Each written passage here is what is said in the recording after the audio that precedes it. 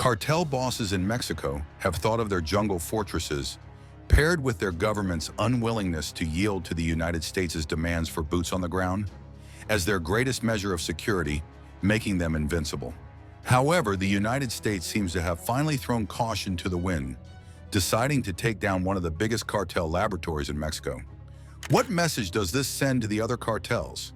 Does this course of action affect their relationship with the Mexican government? Join us as we discuss the United States taking on one of the biggest cartel factories in Mexico. Since time immemorial, the Mexican government has been trying to quell the storm of opioids shaking the roots of the country down to its core and giving it tags like narco state, a popular term in the West used to describe countries with heavy cartel involvement, especially in North American countries like Colombia, Chile, and at the tip of the spear, Mexico. The cartel has continued to spread its poison through a craftily created secure pipeline to the United States, creating a supply of one of the most addictive opioids in the world, methamphetamine, and driving up the demand. While it was a smart flip of economic moves, generating an obscene amount of profit from the United States, it slowly deteriorated the health of thousands of people living in the country, spiking up their mortality rate and crime rate, especially theft often committed by these addicts to get their regular fix of that poison to unforeseen levels. As expected, the United States Drug Law Enforcement Agency, popularly called the DEA, got right on it, trying to control the flow of opioids by creating policies that required the registration of every quintessential precursor chemical required to cook methamphetamine from scratch, like methylamine, ephedrine, and pseudoephedrine.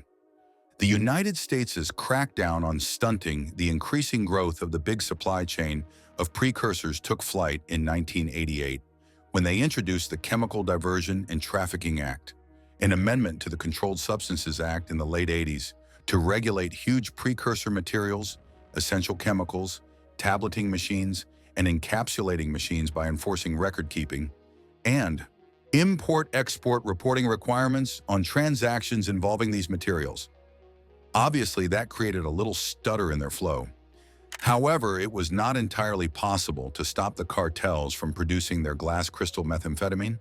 They continually looked for other sources to get the needed precursors from, regardless of the cost and dangers that came with it, as the United States remained an important part of the commerce in moving the opioids upon creation from Mexico.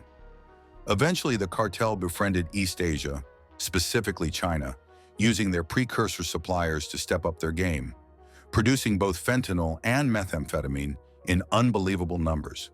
While the cartels primarily intended to use China only as their precursor to create their poison, their relationship grew stronger and rolled into money laundering, making them almost untraceable.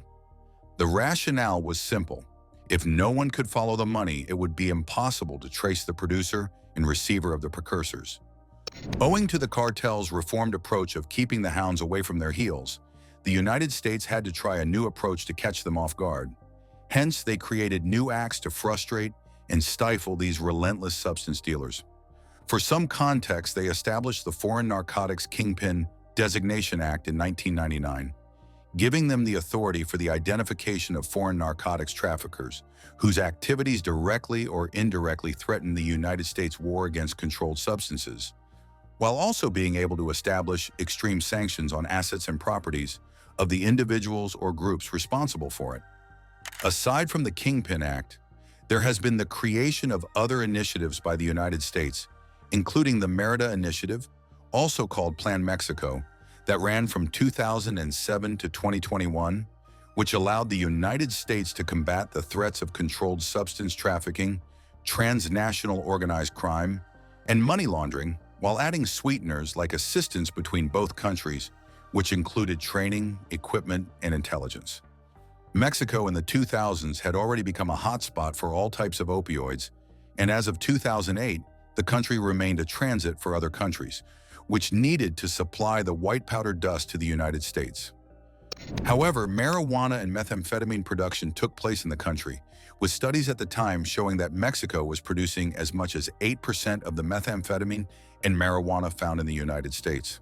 Between 2007 and 2021, the United States and Mexico worked so well together, cracking down on the opioids and resulting gang violence in the country, sharing intelligence, and the United States agreeing to train Mexican soldiers in the acts of espionage and a specific style of combat to handle the day-to-day encounters with the cartels.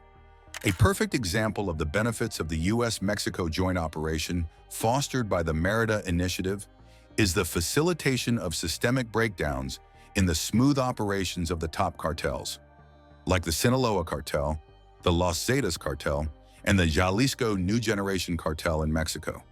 The joint operation provided an obscene number of wins for Mexico, ridding them of many of the top officials of the cartels, taking them down with an assurance of a better prison system in the United States that was accredited by the Mexican government as a correctional facility for the Mexican cartel leaders who were caught on their own turf. While these sting operations in Mexico have not always been successful, with cartel leaders sometimes escaping before the Joint Task Force got to their bases, they had some wins too, taking in a huge cartel leader like Sinaloa cartel leader Joaquin El Chapo Guzman, following a deadly firefight in the city of Los Mochis, Sinaloa, on 8 January 2016. However, the sting operation was not particularly meant for El Chapo. He simply happened to be on site with an important Sinaloa cartel assassin at his home in Los Mochis, and he just happened to be there at the same time. While the Mexican government quickly put out a release that the Mexican Navy Special Forces were in charge of the operation with almost no mention of their collaboration with the United States government, the United States government officials were quick to announce that members of the United States Army's Delta Forces and the United States Marshals assisted in the mission and made the groundwork for the smooth extradition of El Chapo to the United States under the Merida Initiative. After El Chapo, the United States and Mexico worked together numerous times, taking on the cartels and getting a lot of them extradited to the United States, where they can be fully incarcerated with almost zero chances of a possible escape. However, in 2021, Mexico decided to call off the Merida Initiative, reducing the United States' influence in Mexico and making it even more difficult for both parties to simply exercise some rights that the Merida Initiative had given to them before. Although it seemed counterproductive that an initiative towards the war against controlled substance commerce in a popular narco state like Mexico would suddenly be canceled, the president of Mexico at the time, Andrés Manuel López Obrador, popularly regarded as AMLO, did not believe that it was working, at least not as it was supposed to. For some context, upon catching some of the biggest leaders, who was so far up the food chain of a Mexican drug cartel, the foot soldiers simply come back to haunt Mexico, taking on the police with military-grade weapons, taking the lives of civilians, and just continue in the consistent loop of violence and bloodshed that has taken over Mexico since it became a narco state. The Mexican government, under the leadership of Andrés Manuel López Obrador at the time, believed that the Merida Initiative had been too heavily militarized, meaning that every time the United States shared any form of intelligence about a cartel leader or another top general in the cartel, they spurred the Mexican military to take actions that only ended in bloodshed. Andrés Manuel López Obrador believed that the root causes of the narcotics problem stem from abject poverty. Hence, if the United States could instead find ways to improve the Mexican economy by somehow mitigating poverty, it would be the domino effect to displace the constant need for Mexican children to engage in such practices. The Merida Initiative is dead. It doesn't work, okay? Mexican Foreign Minister Marcelo Ebrard told the Washington Post in the government's first detailed comments on the discussions, "We are now in another era." The Merida Initiative was finally dead and buried in 2021, when Mexico's Congress passed a law in December that curbed the ability of United States law enforcement agents to work in the country. Rumors in the pipeline suggest that it was in retaliation for the arrest in Los Angeles of a former Mexican defense minister, Salvador Cienfuegos, on controlled substance possession and sales charges. However, the Justice Department subsequently dropped that case amid an outcry in Mexico and questions about the strength of the evidence. That was the beginning of the three-way strain between the United States, the cartels, and the Mexican government. While the Biden administration tried to renegotiate a new initiative that granted the United States easier access to the shores of Mexico to continue their joint war on the cartels, the Mexican government has decided to kick against it, stating their sovereignty as a more important part of their nation that cannot be forfeited for any reason, even if it meant a few losses to the cartels.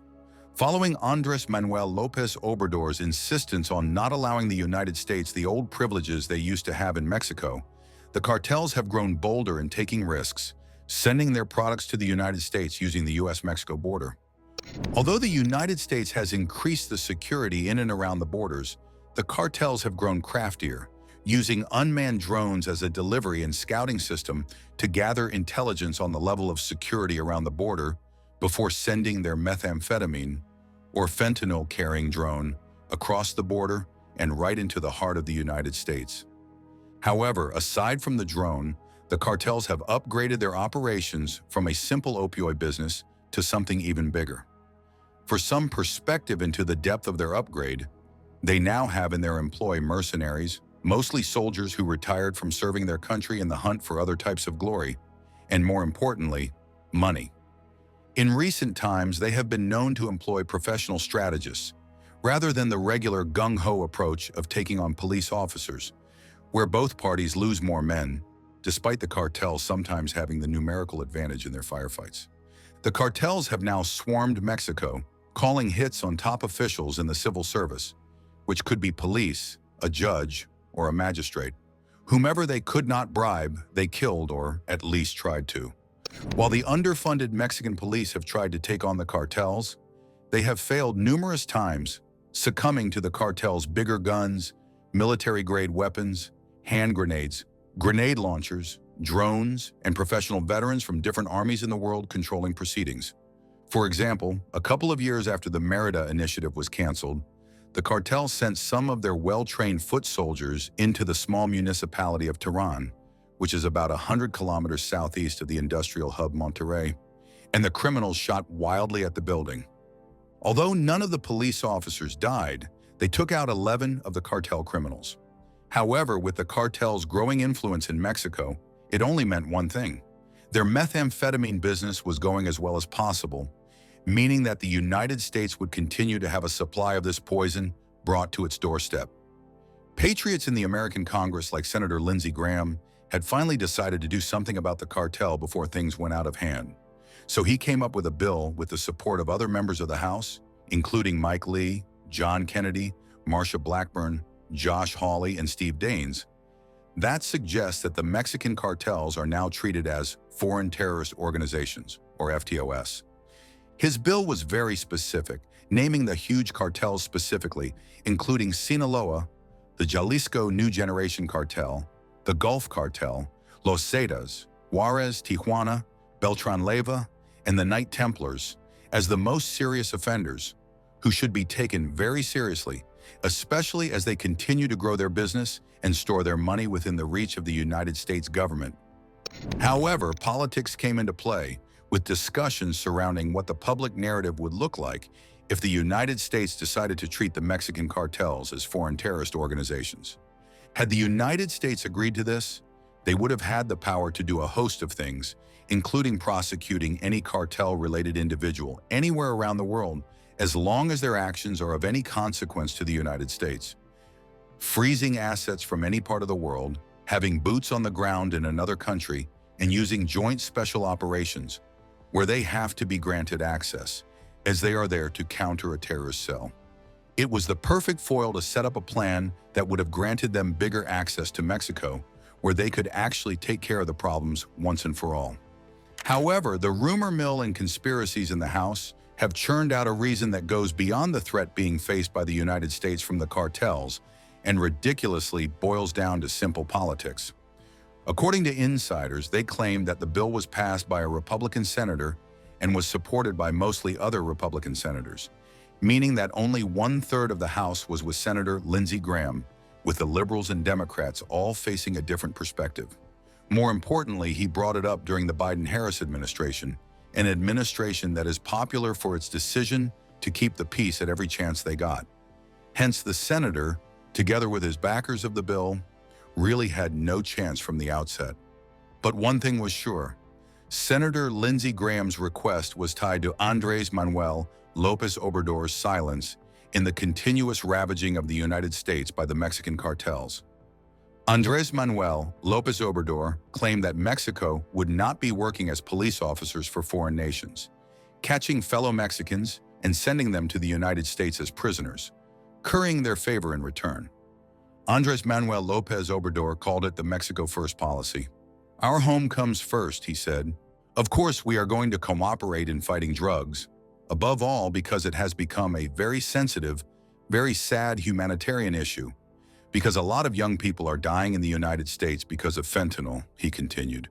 For Senator Lindsey Graham, the Mexican president at the time was not being truthful, as he might have been corrupted by the system too, especially if comments from regular Mexicans who call him a cartel member are anything to believe.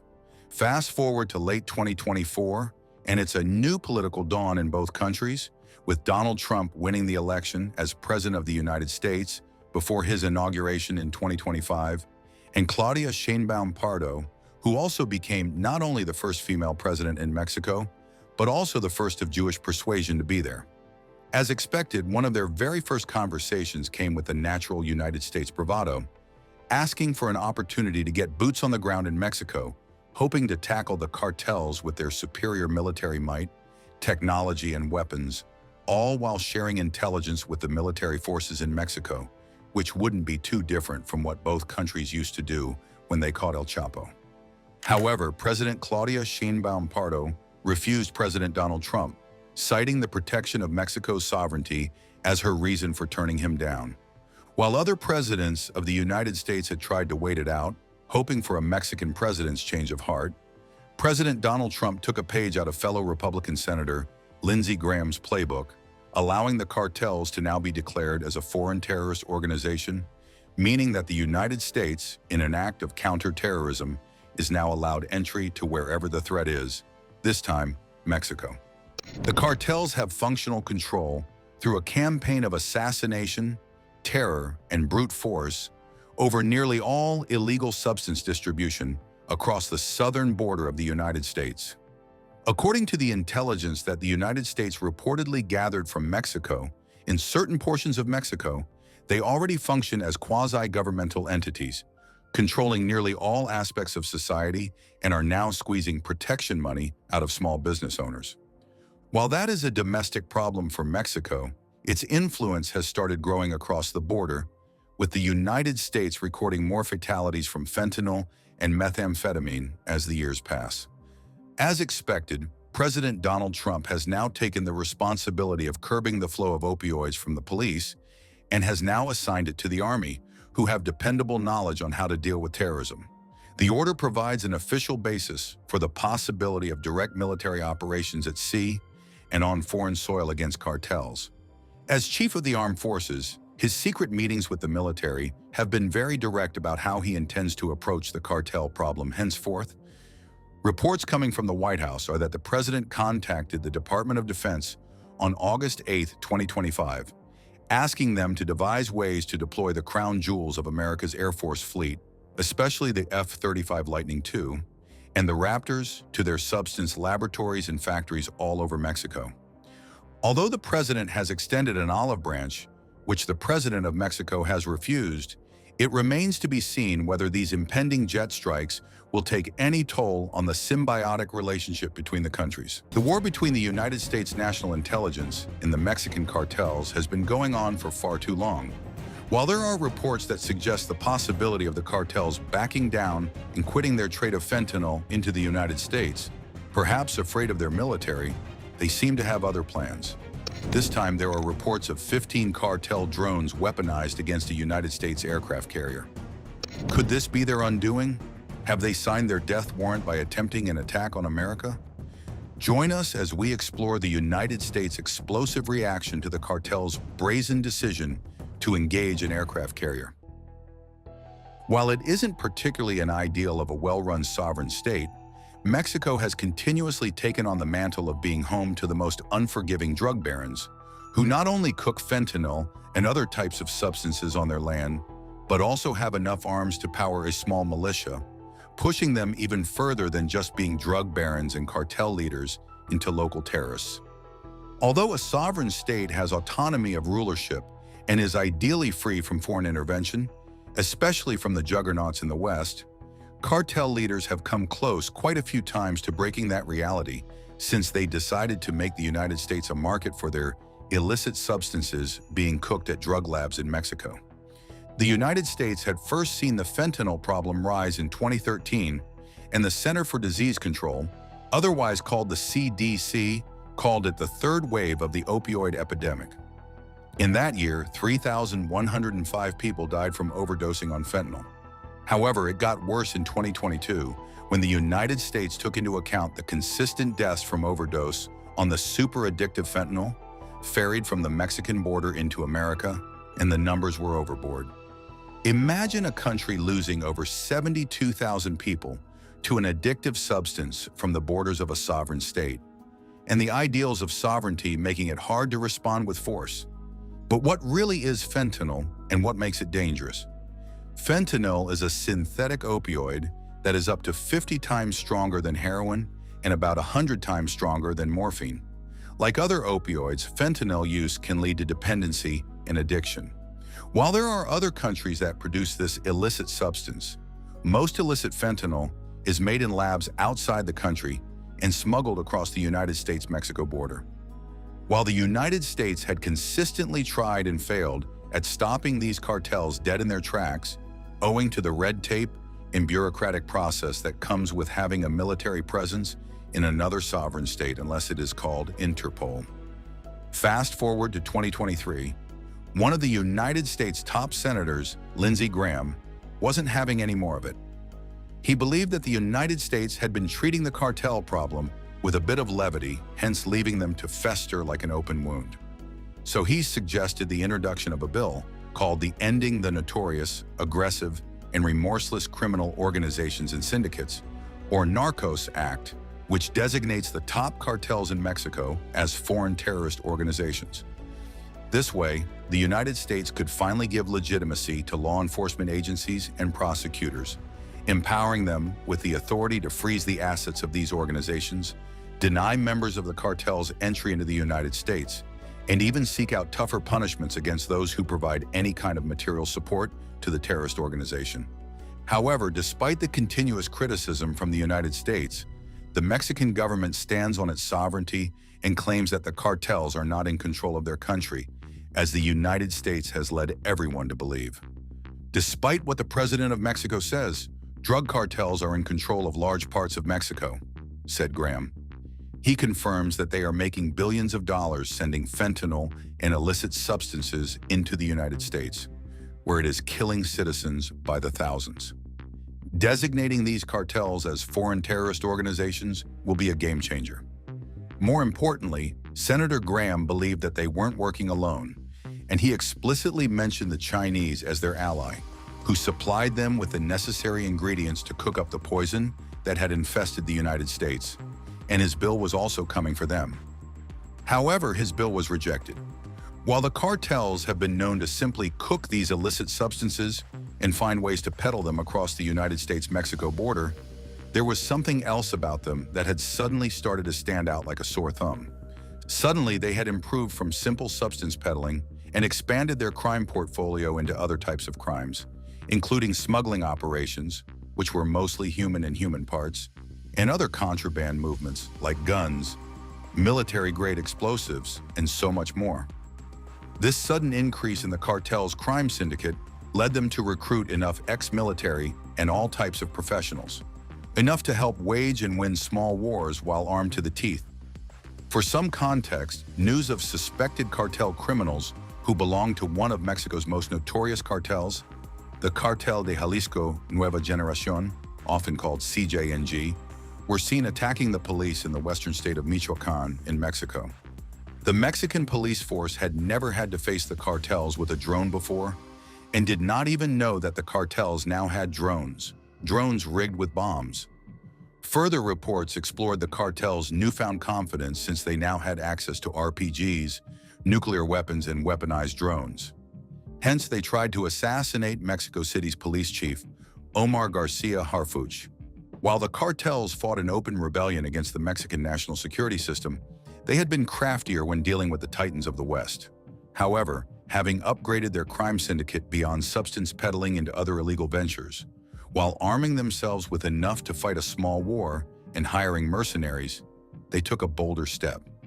Something more daring. Reports suggest that they chose to attack a United States aircraft carrier. But why the carrier?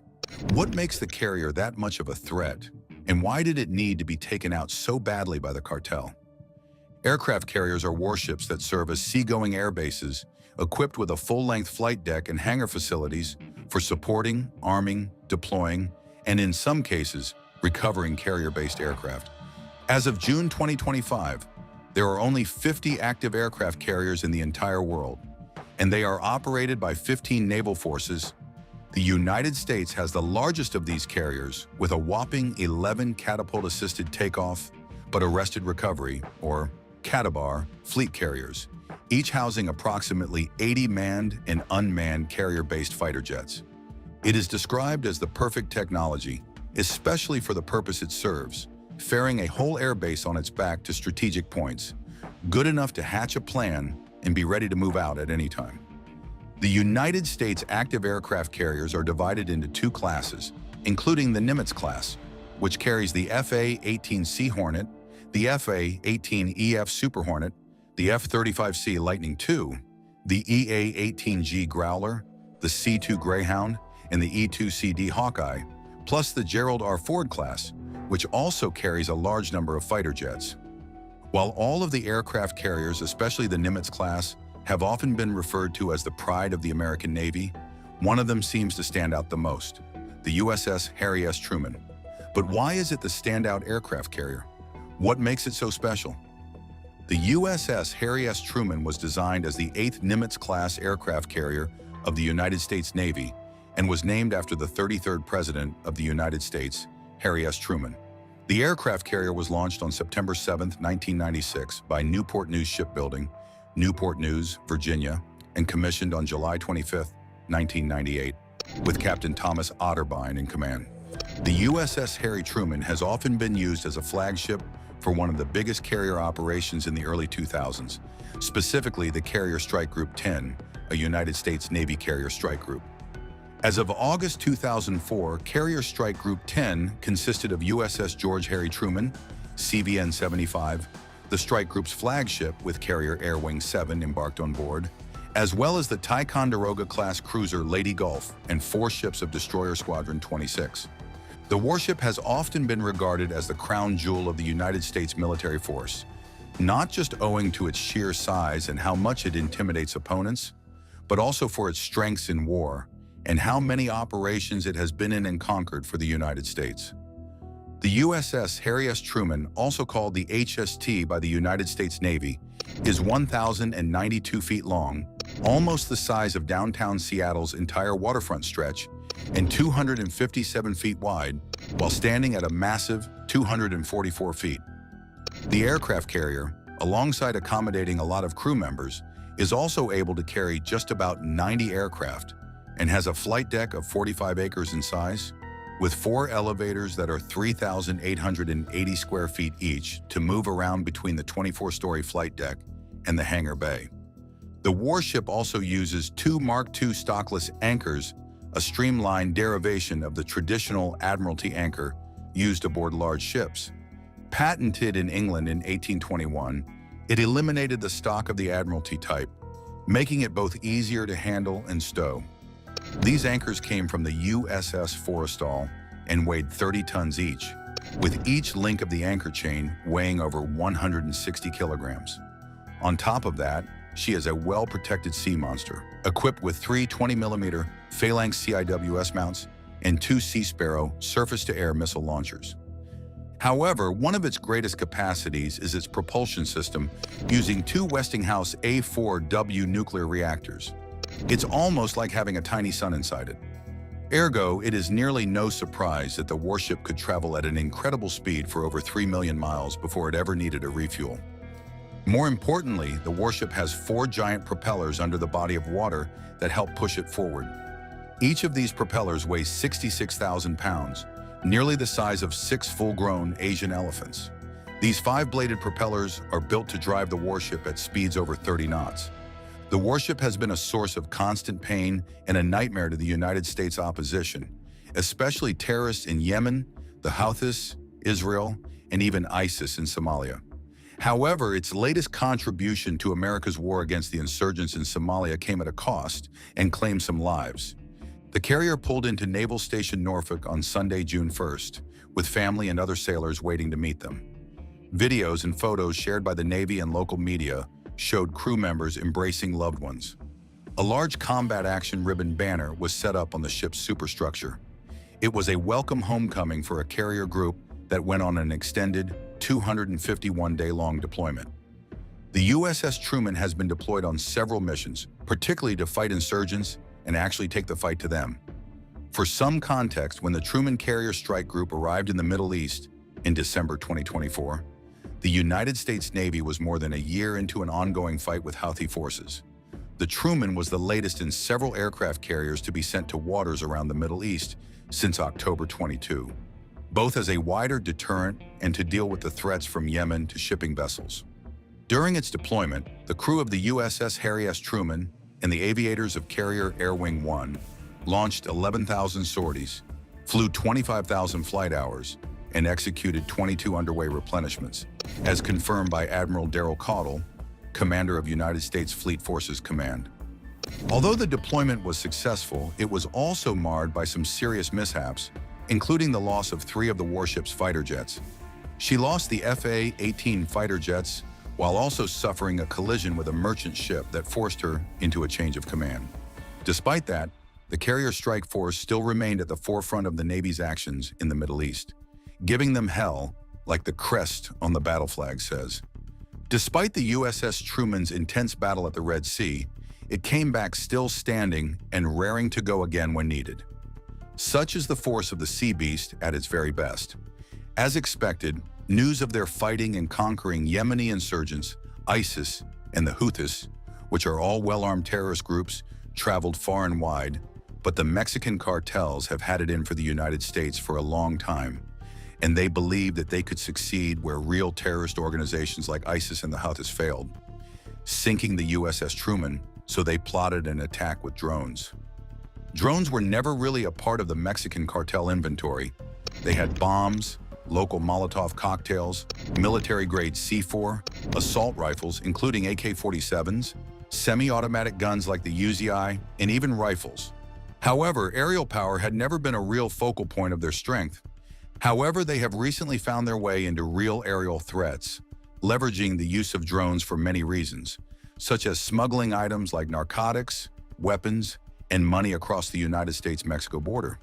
Unmanned aircraft systems, otherwise called UAS, have been used extensively by cartels to perform intelligence, surveillance, and reconnaissance missions, otherwise called ISR, a privilege that was once limited to the military. However, they have found ways to get their hands on these drones and use them for closely monitoring the location and concentration of the United States forces and their federal agents, and to scout for the safety of their roads, seeing how feasible it is to ferry illegal migrants through the deserts between the United States and Mexico and make it into the United States. Although the intelligence, surveillance, and reconnaissance missions were the focus of their newly acquired power, recent intelligence reports in the United States forebode a shift in the cartel's tactics, with threats of weaponizing their drones to target federal law enforcement, engaging them in a battle, and disrupting the border security to give them an advantage in moving not just the narcotics, but also sending a message to the United States about their newly acquired aerial threats. Like it is commonly said, for good or for ill, air mastery is today the supreme expression of military power, and the cartels showed it off. Although the drones are not particularly expensive, aerial threats like one would consider a fighter jet.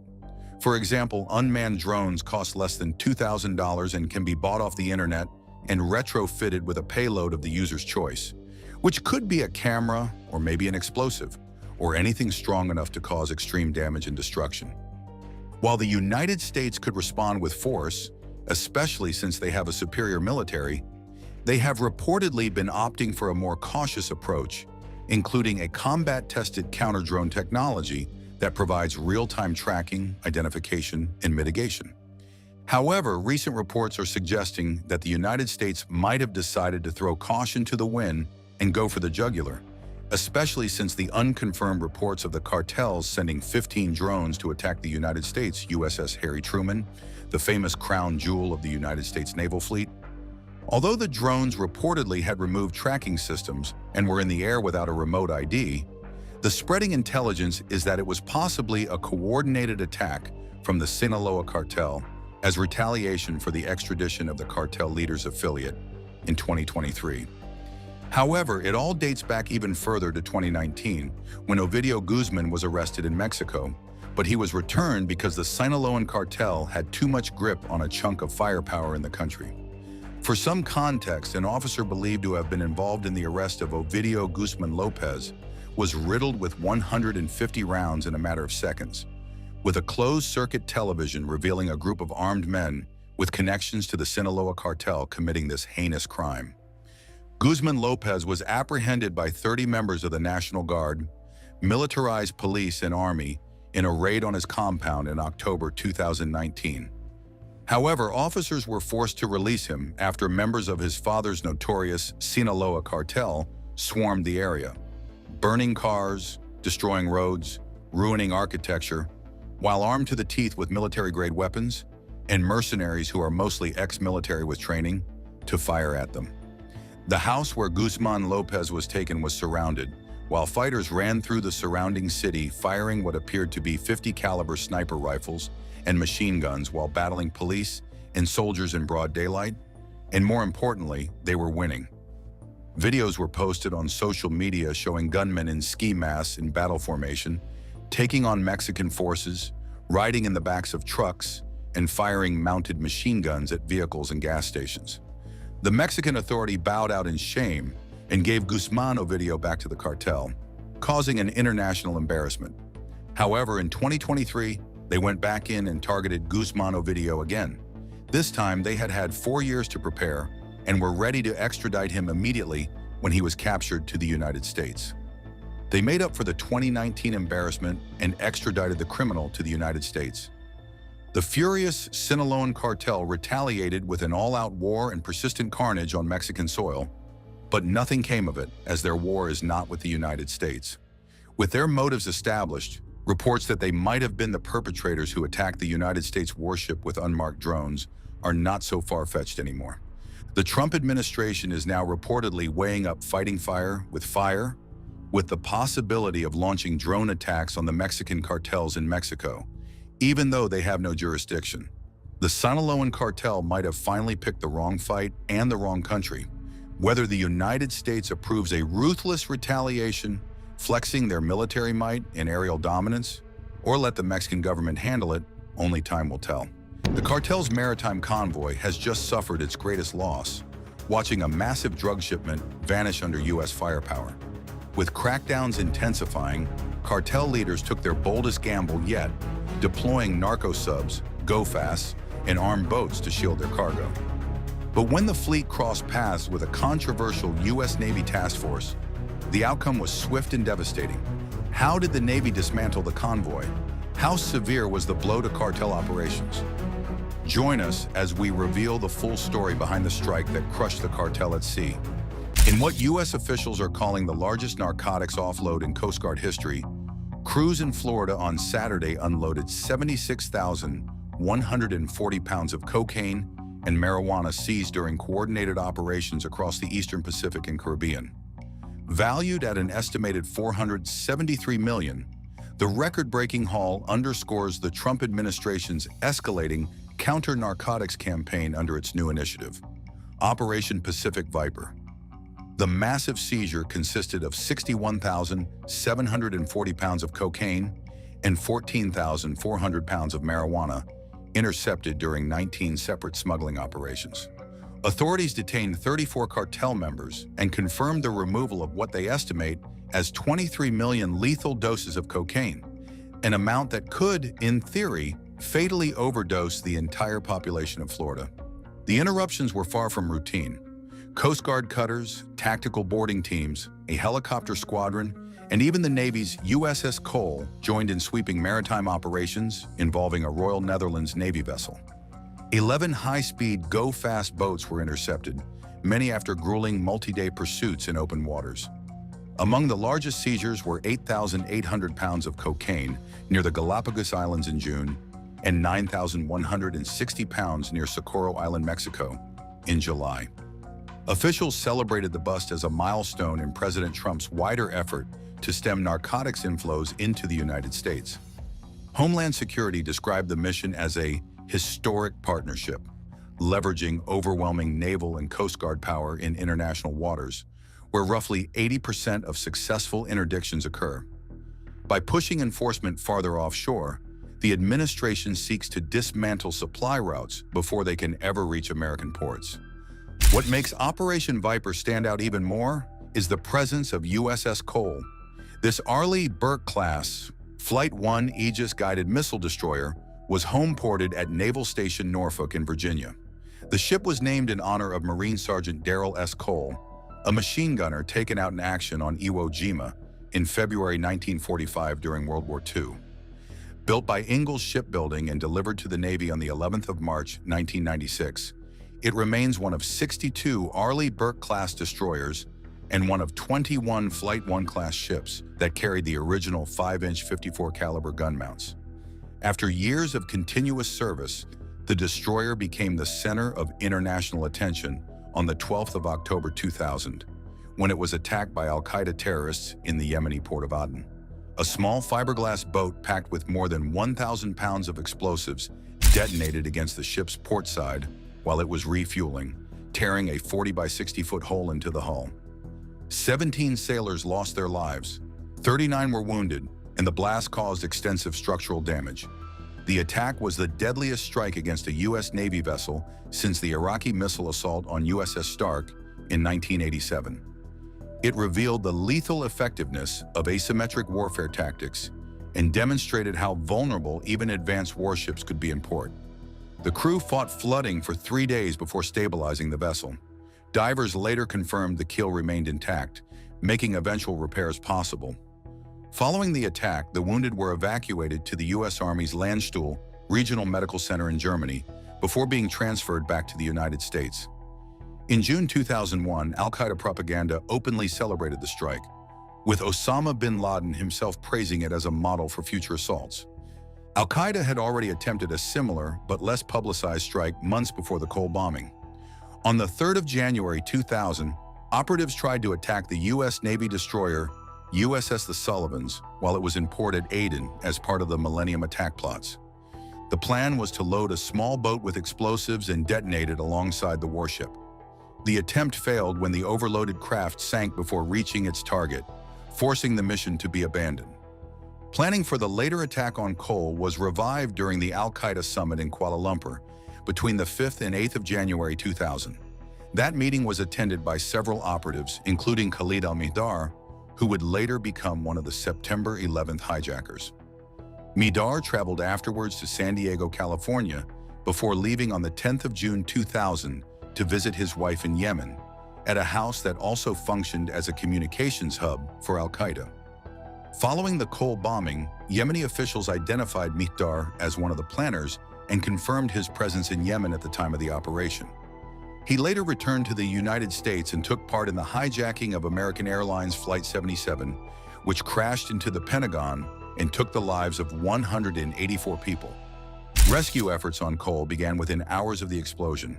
The first naval vessel on scene was HMS Marlborough, a Royal Navy Type 23 frigate commanded by Captain Anthony Ricks. Marlborough diverted from its return voyage to the United Kingdom after a 6-month deployment in the Persian Gulf. With full medical and damage control teams aboard, the frigate immediately assisted Cole's crew. 11 of the most critically wounded sailors were evacuated by the French Air Force to a French military hospital in Djibouti, where they underwent surgery before being transferred to Germany. Additional U.S. military support quickly followed. A quick reaction force from the U.S. Air Force 363rd Expeditionary Security Forces Squadron arrived from Prince Sultan Air Base in Saudi Arabia aboard C-130 aircraft. Soon after, United States Marines from the Interim Marine Corps Security Force Company in Bahrain landed by P-3 Orion, later reinforced by a fleet anti-terrorism security team platoon flown in from Norfolk, Virginia on the 13th of October. Other U.S. Navy ships rushed to the area to provide support. USS Donald Cook and USS Hawes arrived the same day to deliver logistical and repair assistance. In the days that followed, USNS Catawba, USS Camden, USS Anchorage, USS Duluth, and USS Tarawa reached Aden, bringing harbor security, damage control equipment, replacement crews, billeting, and food services for the surviving sailors. USS Cole was hauled across the sea and arrived in Pascagoula, Mississippi, on the 13th December 2000, where the long process of rebuilding began. The investigation that followed was carried out under extremely hostile conditions. FBI and NCIS agents deployed to Yemen faced an environment where every movement carried danger. At the airport, they were met by Yemeni special forces, each soldier with an AK-47 pointed in their direction. In the evenings, speakers in Yemen's parliament called for jihad against America, their words broadcast on local television. When the agents requested surveillance footage, Yemeni authorities eventually produced a video, but the crucial moment of the explosion had been deleted. The agents lived under constant threat. They often slept in their clothes with weapons at their sides. At one point, their hotel was surrounded by armed men in traditional dress, some mounted in jeeps, forcing the agents to abandon the building for the safety of a U.S. Navy vessel anchored in the Bay of Aden. Even then, security remained uncertain. When finally cleared to fly back to shore, their helicopter flew evasive maneuvers to avoid the threat of shoulder-launched missiles. By May 2008, all those convicted for their roles in the Cole bombing had either escaped custody or been released by Yemeni officials. On the 30th of June 2008, U.S. military officials announced formal charges against Abd al-Rahim al-Nashiri, who had been held at Guantanamo Bay since 2008. Accused of organizing and directing the bombing, he faced a military tribunal and the prospect of capital punishment. He was one of 3 high-value detainees acknowledged by the U.S. government as having been subjected to waterboarding and other enhanced interrogation techniques during detention. Abu Ali al-Harathi was also identified as a key figure behind the attack. He became one of the first suspected terrorists to be targeted and killed by a missile-armed Predator drone. In 2003, the U.S. Justice Department indicted Jamal Ahmad Mohammed al-Badawi and Fahd al-Qusso, described as the last major conspirator still at large.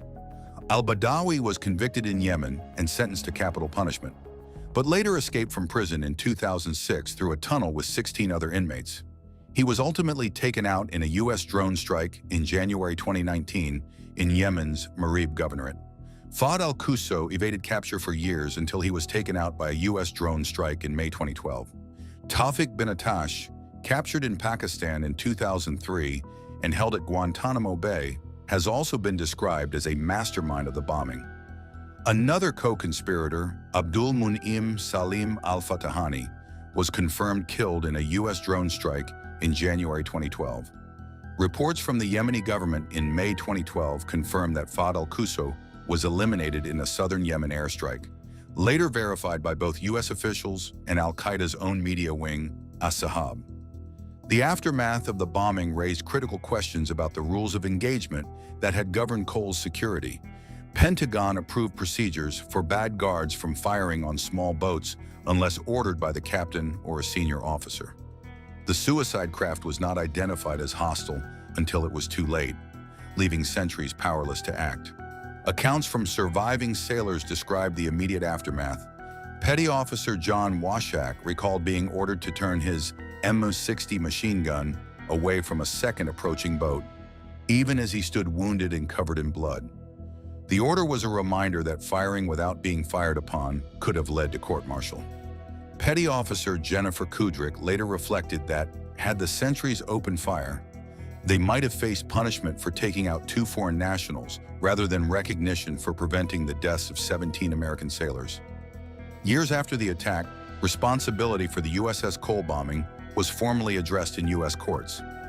On 14 March 2007, a federal judge ruled that the government of Sudan was liable, citing substantial evidence that Sudanese officials had aided al-Qaeda's operations. In July of that year, the same court ordered Sudan to pay $8 million to the families of the 17 sailors who lost their lives, though Sudan's justice minister declared that the ruling would be appealed. In 2009, U.S. federal judge Kimba Wood released $13.4 million in frozen Sudanese assets to be awarded to 33 spouses, parents, and children of the sailors who lost their lives in the bombing. The compensation was granted under the 2002 Terrorism Risk Insurance Act and pursued through the efforts of Miami attorney Andrew C. Hall. The ruling reaffirmed Sudan's culpability in facilitating the attack. Another lawsuit was filed in 2010 in the U.S. District Court for the District of Columbia by 15 coal sailors and 3 spouses, seeking damages for Sudan's role in supporting the terrorists who struck the destroyer. When the Sudanese government failed to respond, the court issued a default judgment in 2012, awarding the plaintiffs more than $314 million. On the 13th of February, 2020, the government of Sudan announced that it had reached an agreement to compensate the families of the USS Cole victims, a prerequisite for its removal from the state sponsors of terrorism list. Sudan reiterated that it did not accept responsibility for the bombing, but sought to normalize relations with the United States and other nations, while addressing claims tied to its former regime. In October 2020, a bilateral claims agreement was signed under which Sudan committed to pay $335 million in compensation, covering the victims of both the USS Cole bombing and the 1998 embassy bombings in Tanzania and Kenya. 2 years after the attack, USS Cole was once again underway, resuming full operations. In August 2003, the destroyer sailed with the Argentine warship Sarandí for joint drills.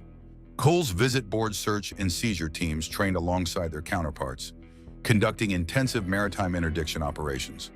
The following day, the ship fired its close-in weapon system and 5-inch rounds in a live-fire exercise before exchanging officers with Sarandí by helicopter.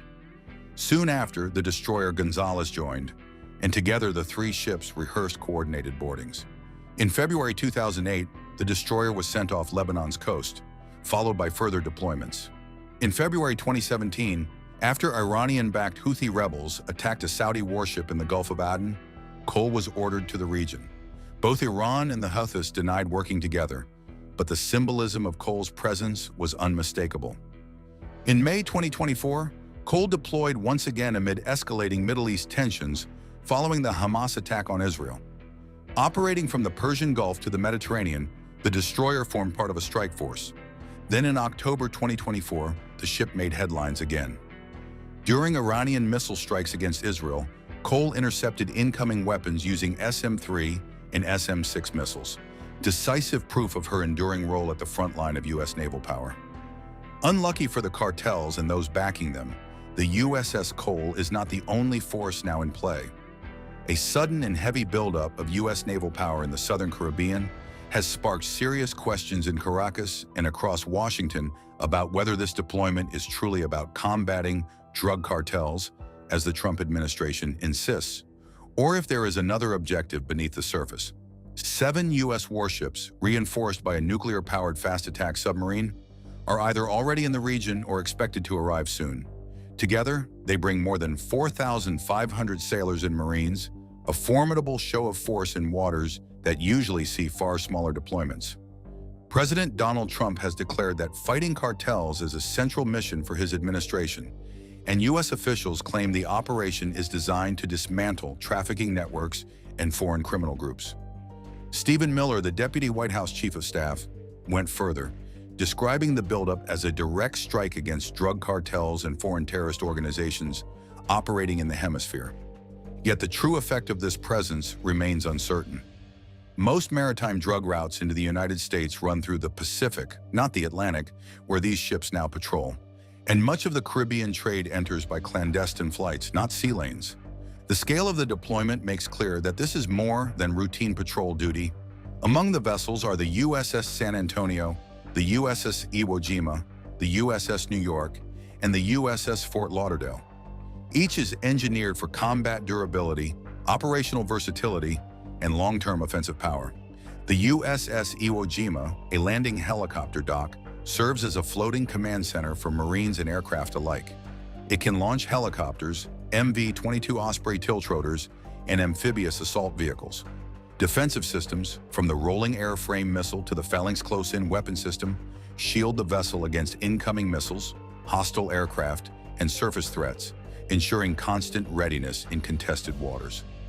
The USS San Antonio and USS New York, both amphibious transport docks, are stealth-enhanced platforms built to carry thousands of Marines, vehicles, and equipment directly to shore. Their over-the-horizon amphibious capability relies on landing craft, helicopters, and tiltrotors, enabling sudden strikes beyond visible range. Reinforced hulls and command networks ensure resilience and survival under fire, turning the group into a mobile base of sustained combat power.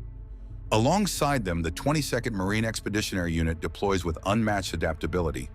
With approximately 2,200 Marines, the unit is trained in amphibious assaults, urban warfare, reconnaissance, and specialized missions. It fields armored vehicles, artillery, and air assets, including AH-1Z Viper attack helicopters, AV-8B Harrier jets, and MV-22 Ospreys, combining firepower with speed for decisive land and coastal strikes. The strength of this force lies in its integration. Secure, real-time networks link ships, aircraft, and Marines on the ground, enabling fast intelligence sharing, coordinated targeting, and synchronized action. This connectivity allows the group to switch seamlessly between amphibious combat, maritime security, humanitarian response, or precision special operations, projecting deterrent and offensive power across the globe within days. Reinforcing the message, on August 29, 2025, a Ticonderoga-class guided missile cruiser was photographed docking at Panama's naval base near the entrance to the Panama Canal. The skies above the Caribbean are now dominated by American surveillance. P-8 Poseidon aircraft, specialized naval patrol planes derived from the Boeing 737 platform, conduct persistent flights over international waters, collecting intelligence with surgical precision. Unlike their civilian counterparts, these aircraft are engineered for combat endurance and maneuverability. Reinforced fuselages, redesigned nacelles, stronger wings, and advanced anti-icing systems allow them to operate at lower altitudes and perform aggressive turns beyond the capacity of standard passenger jets. Each Poseidon carries a powerful suite of sensors, radars, and electronic warfare systems. The Raytheon APY-10 multi-mission radar can detect submarines, ships, and low-flying aircraft across vast distances. Inside the cabin, 5 crew stations line the port side, manned by naval flight officers and enlisted warfare operators who fuse radar, sonar, and electronic intelligence streams into a single operational picture. Unlike older P-3 Orions, the Poseidon sacrifices the magnetic anomaly detector in most versions, relying instead on advanced signal processing and, when necessary, pairing with unmanned MQ-4C Triton drones for continuous coverage. Weapons capability matches its surveillance role. A small bomb bay behind the wing can deploy torpedoes, depth charges, or specialized stores. With a high-altitude anti-submarine warfare weapon capability, even standard torpedoes can be dropped from 30,000 feet, turning them into precision glide weapons. The Poseidon's design also includes 6 auxiliary fuel tanks and the ability to refuel mid-flight via Air Force KC-13-5, KC-10, or KC-46 tankers, extending its range for days-long operations. The significance of their presence is not lost on observers. Officially, Washington maintains the operation is directed at cartel networks. Secretary of State Marco Rubio has positioned himself at U.S. Southern Command in Florida, reinforcing the administration's claim of direct oversight. Yet regional analysts remain unconvinced. They argue the deployment reflects classic pressure tactics against Nicolas Maduro's government in Venezuela. For David Smilda, the message is unmistakable: a calculated display of power, the kind of maritime coercion once described simply as gunboat diplomacy. The Middle East just witnessed something wild. Iran made a decision that sent shockwaves across the globe. They fired ballistic missiles directly at the most significant American military base in the region. What makes this story even more fascinating is that despite the dramatic nature of the attack, something unexpected occurred. Every single Iranian missile was shot down before it could hit anything. Did their missiles fail because American defenses are simply that good? Or because Iran's much-feared arsenal isn't as dangerous as they've been claiming for years? Join us as we break down what really happened between Iran the United States and how the attack unfolded. When Iran launched a massive missile strike against Al Udeid Air Base, the biggest U.S. military facility in the Middle East, Iranian forces called it Operation Glad Tidings of Victory, sending dozens of ballistic missiles screaming toward the base in a coordinated assault that changed everything. This was not a minor border clash or proxy conflict. Iran had just fired directly at American forces, marking the most serious escalation between these two powers in decades. The attack came after recent U.S. airstrikes hammered Iranian nuclear sites, and now Tehran was hitting back hard. Al Udeid sits in one of the most critical spots on the global chessboard. The base hosts thousands of American troops and serves as a command center for operations across the region. When those missiles started falling, it sent shock waves far beyond the Middle East. The Iranian strike is bigger than just retaliation. It's a direct challenge to American military dominance in a region where both countries have been circling each other for years. What started as targeted strikes against nuclear facilities has now exploded into a direct military confrontation that could reshape the entire Middle East. Somewhere between 6 and 19 missiles tore through the night sky, heading straight for the base. The sight alone was enough to make anyone's heart stop. Dozens of incoming warheads that could have turned the facility into rubble and unalived hundreds of people. But then something incredible happened. Every single missile got knocked out of the sky. American air defense systems went to work, tracking each incoming threat and taking them down one by one.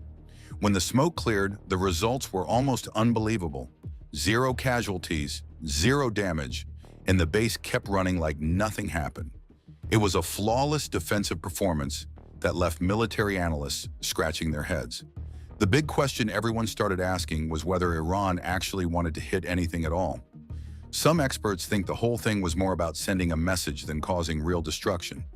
Maybe Iran picked targets they knew would be heavily defended, or maybe they gave a warning through back channels. Either way, the attack failed if the goal was to hurt American forces or knock out the base. But if the goal was to show they could reach U.S. targets without starting World War III, then maybe it worked exactly as planned. But other experts see this completely differently. They think Iran seriously miscalculated and ended up looking weak instead of strong. Their missiles, which they've been bragging about for years, got swatted down like flies. If the goal was to project power, this backfired spectacularly.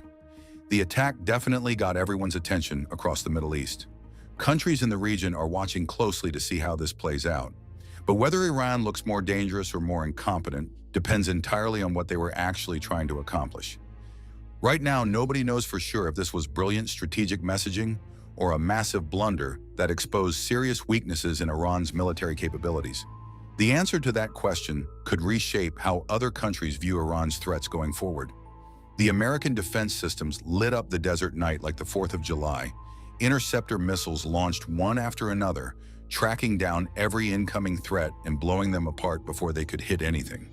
From miles away, it probably looked like some kind of fireworks show. Bright flashes and explosions scattered across the dark sky above Al Udeid. But down on the ground, everything stayed perfectly normal. No bomb craters appeared in the sand. The medical teams had nothing to do. Nobody got hurt, nothing got damaged, and life at the base went on like any other night. That is when military analysts started connecting the dots. This was not really an attack meant to destroy anything.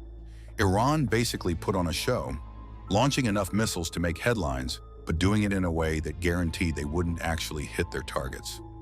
Iran gets to say they retaliated against American forces, but nobody passed and nothing got destroyed. No dead soldiers means no pressure for massive retaliation. No damaged infrastructure means the conflict doesn't spiral completely out of control. It was like a perfectly choreographed dance where both sides knew the steps. Iran gets to look tough for their domestic audience, America gets to showcase their defense systems, and somehow nobody ends up starting World War III over it. This issue started after Operation Midnight Hammer with the American airstrikes that took out 3 Iranian nuclear sites. Iran had to respond somehow, but here's where it gets interesting. They basically told everyone exactly what they were planning to do. Intelligence sources later confirmed that Iran quietly tipped off both Qatar and the United States before launching those missiles. They gave a warning about the timing, the targets, everything. That's like calling someone to tell them exactly when and where a surprise party is happening. It defeats the entire purpose. Military strikes work because of surprise. Catch the enemy off guard, hit them before they can react, cause maximum damage with minimal warning. But Iran threw all of that out the window. They made sure American forces had plenty of time to get ready, activate all their defenses, and prepare for exactly what was coming. Once the Americans knew the missiles were coming, the whole thing turned into a completely different kind of event. Instead of a real military attack, it became more like a rehearsal where both sides knew their roles. Iran got to fire missiles and claim they hit back, while America got to show off how well its defense systems work. When both sides know exactly what's going to happen, it stops being warfare and starts being political theater. Iran needed to respond to those nuclear facility strikes, but they found a way to do it without actually starting a real war. President Trump didn't hold back when he addressed the nation about the missile attack. He basically called the whole thing a joke, describing it as a staged play instead of any kind of serious military action. Trump even sarcastically thanked Iran for giving everyone a heads up before launching their missiles. His mockery didn't stop there. Trump suggested that if this was Iran's idea of retaliation, maybe their military commanders needed to go back to school and learn how warfare actually works. The president's tone was completely dismissive, treating the entire incident like some kind of amateur hour performance. The numbers backed up Trump's ridicule. 0 missiles hit their targets, 0 damage to American equipment or facilities, 0 injuries to any personnel. The base kept running its normal operations the entire time, like nothing had even happened. From Trump's perspective, Iran had just handed him a perfect propaganda victory. They launched what sounded like a major attack, but accomplished absolutely nothing. Instead of looking strong and dangerous, Iran ended up looking incompetent and weak on the world stage. This missile attack might not have damaged any buildings or hurt anyone, but it hit something else that could be even more important: America's reputation for being tough when threatened. Here is the problem. When Iran can fire missiles at the biggest US military base in the Middle East, and basically nothing happens to them in return, other countries take notice. Every time America lets something like this slide without hitting back hard, it makes the next attack more likely to happen. North Korea is definitely watching the situation. So is Russia, China too. These countries are all testing boundaries with America in different ways, and they're paying close attention to how each provocation gets handled. If firing missiles at American bases doesn't trigger serious consequences, what's to stop someone from trying something bigger next time? It is like dealing with bullies. Once they realize they can push someone around without getting punched back, they keep pushing harder. The same logic applies to hostile nations. Each successful provocation that goes unanswered makes the next escalation seem more reasonable and less risky. The missiles themselves didn't destroy anything tangible at Al Udeid Air Base, but they might have chipped away at something much more valuable: the fear that keeps America's enemies from taking bigger risks. When deterrence starts breaking down, that's when things can get really dangerous, really fast. Washington's slow reaction to the missile strike basically advertised American weakness to the entire world. When hostile countries see America taking time to think things over instead of hitting back immediately, it changes their calculations about what they can get away with. The math is pretty simple from their perspective. If America hesitates after getting attacked directly, maybe it'll hesitate again next time. Maybe they'll hesitate when something even bigger happens. That kind of thinking makes dangerous countries more willing to roll the dice and see what happens. This creates a snowball effect that keeps getting worse. Iran fires missiles and nothing major happens to them. North Korea sees this and thinks maybe they can get away with something too. Russia notices the pattern and decides to push a little harder somewhere else. Each time America doesn't respond with overwhelming force, the next country in line feels more confident about testing boundaries. The problem isn't just about Iran anymore. It's about every hostile nation watching how America handles direct attacks on its military. When enemies start believing America will talk instead of fight, they stop being afraid of American power. This cycle keeps feeding itself until someone finally pushes too far and forces a massive response. But by then, the damage to American credibility had already spread across multiple conflicts and regions. The world becomes less stable because everyone thinks America won't defend its red lines anymore. While Iran hoped to project strength through its missile demonstration, regional neighbors interpreted the attack very differently and responded with alarm rather than admiration. Qatar, which hosts Al Udeid Air Base and thousands of American troops, immediately condemned the strike as a violation of its sovereignty, since the attack essentially turned Qatari territory into a battleground without permission. The United Arab Emirates and Bahrain quickly closed portions of their airspace and elevated their military alert levels, showing how Iran's actions had created fear rather than respect among the very countries it hoped to influence. The stock markets told the real story about Iran's missile attack better than any news report could. Oil prices barely budged when those missiles started flying, which is pretty incredible when it happens near the biggest American military base in the Middle East. Anytime missiles start flying around oil-producing regions, traders panic and energy prices shoot through the roof. Everyone assumes supply chains will get disrupted and conflicts will spread. That's been the pattern for decades. But this time was completely different.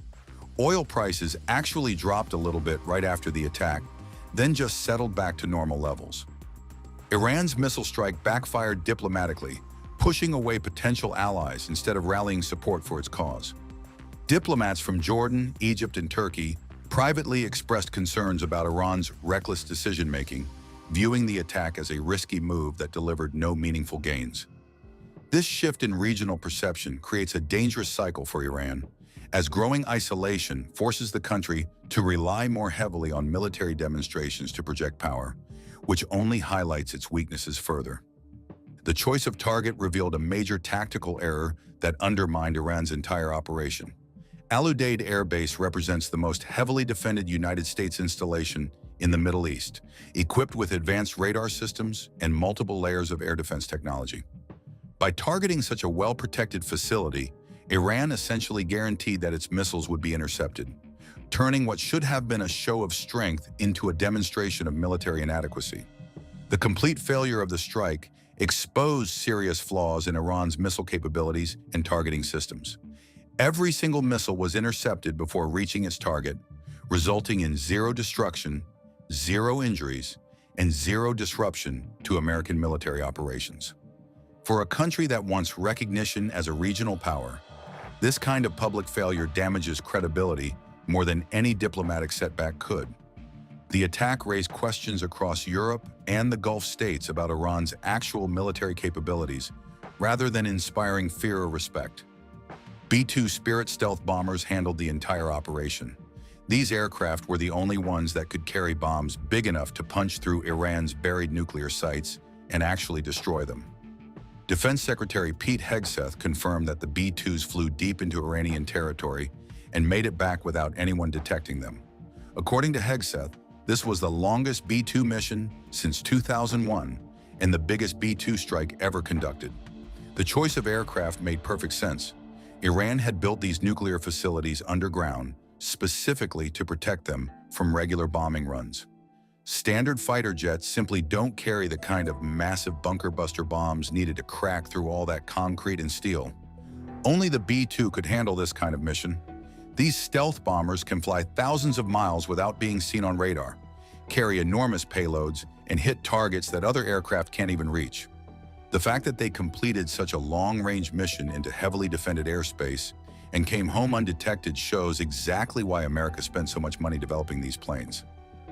The Northrop B-2 Spirit represents one of the most advanced military aircraft ever built. This American heavy strategic bomber uses something called low observable stealth technology, which basically means it can slip past even the most sophisticated enemy air defenses without being detected. Think of it like an invisibility cloak for aircraft. Enemy radar systems simply cannot see it coming. Most people know it simply as the stealth bomber, and it has become the go-to aircraft when America needs to strike targets that other planes could never reach. When it comes to firepower, the B-2 Spirit can carry an impressive arsenal of conventional weapons. These include standard Mark 82 and Mark 84 bombs, CBU-87 combined effects munitions, Gator mines, and the CBU-97 sensor-fused weapon. But the real game changer is its ability to carry the massive ordnance penetrator, a 30,000-pound bomb designed specifically to destroy heavily reinforced underground bunkers. The B-2 can carry up to 2 of these massive weapons, one in each bomb bay, and as of 2012, it remains the only aircraft capable of deploying this devastating munition. The aircraft also features cutting-edge technology that makes it incredibly effective in combat situations. The low probability of intercept AN/APQ-181 multi-mode radar works as part of a sophisticated digital navigation system. This system includes terrain-following radar and global positioning system guidance, along with the NAS-26 astro-inertial navigation system that was originally developed in the 1950s. All of these technologies work together to help the aircraft navigate precisely to its targets while avoiding detection. Perhaps most importantly, the B-2 includes a defensive management system that constantly monitors for potential threats during missions. This system can automatically assess how dangerous different enemy defenses might be and recommend the safest routes to avoid them. Recent upgrades have made this system even more capable of detecting radar emissions from air defense systems and then feeding that information to an auto router that can change the flight path in real time. This means the aircraft can automatically adjust its route to stay as safe as possible while completing its mission. Flying the B-2 Spirit is nothing like piloting a regular aircraft because of its unique flying wing design. This shape makes the plane naturally unstable in the air, similar to trying to balance a paper airplane that wants to tumble in every direction. To solve this problem, the B-2 uses an incredibly sophisticated quadruplex, computer-controlled, fly-by-wire flight control system.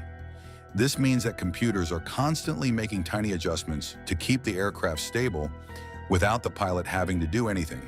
The pilot gives general commands about where to go, but the computers handle all the precise movements needed to keep the plane flying smoothly.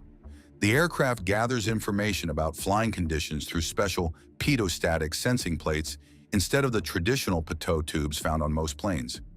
Regular pitot tubes would stick out from the aircraft and show up on enemy radar, completely defeating the stealth design. These sensing plates measure things like airspeed and the angle of attack while staying completely flush with the aircraft's surface. The flight control system also includes both hydraulic and electrical components with multiple backup systems.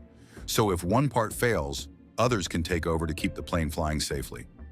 Getting directional control on a stealth aircraft presented unique challenges because most traditional control methods would increase the radar signature. After testing various options, Northrop engineers settled on a combination of split brake rudders and differential thrust from the engines.